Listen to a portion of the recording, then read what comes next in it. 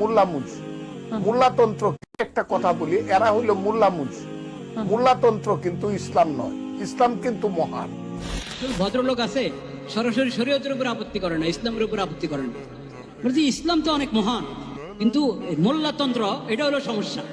সমস্যা মৌলবীরা করে, ইসলাম অনেক মহান। তো সেই ইসলাম যেটা মহান, ওই ইসলামটা আপনি মেহরবানি করে আমাদেরকে শিখান, ওই ইসলামটা আপনি মেহরবানি করে শিখান। মোল্লারা তো ইসলাম জানে না, তো মহান ইসলামটা শিখিয়ে দেন। তো কিছু ভদ্রলোকের এই অবস্থা। আসলে ইসলামের উপর আস্থা নাই, শরীয়তের উপর আস্থা নাই, কোরআন হাদিসের উপর কি নাই, আস্থা নাই। তো সরাসরি কোরআন হাদিসের বিরুদ্ধে বলে না, ওটা মৌলবীদের উপরে ঝাড়ায়।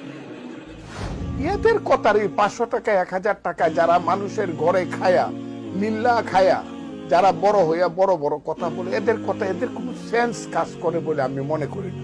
রাজনীতি করতে গিয়ে, নেতা হতে গিয়ে মানুষের কাছ থেকে চাঁদাবাজি করে টাকা নেওয়ার কালচারে যারা অভ্যস্ত, এই কালচারে যারা ডুবে আছে, তারা যদি আলেম সমাজকে বলে 500 টাকা 1000 টাকা মানুষ আল্লাহর রাস্তায় দিলে খায়, তাহলে এটা হলো চালনি সুইকে যে বলে তোমার পেছনে ছিদ্র আছে ওইরকম।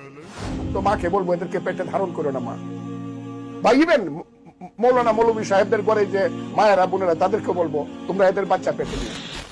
এদেরকে বলছে তোমরা এই মোল্লাদের সন্তান পেটে ধারণ করবে না।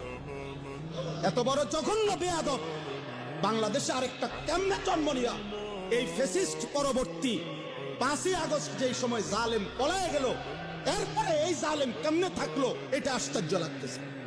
এত বড় জঘন্য বেয়াদব। ধর্মের নামে ব্যবসা শুরু হয়েছে।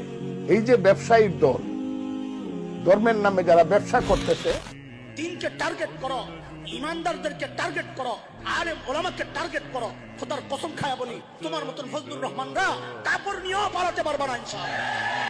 একটা কথা বলি, এরা হইল মোল্লামুজ।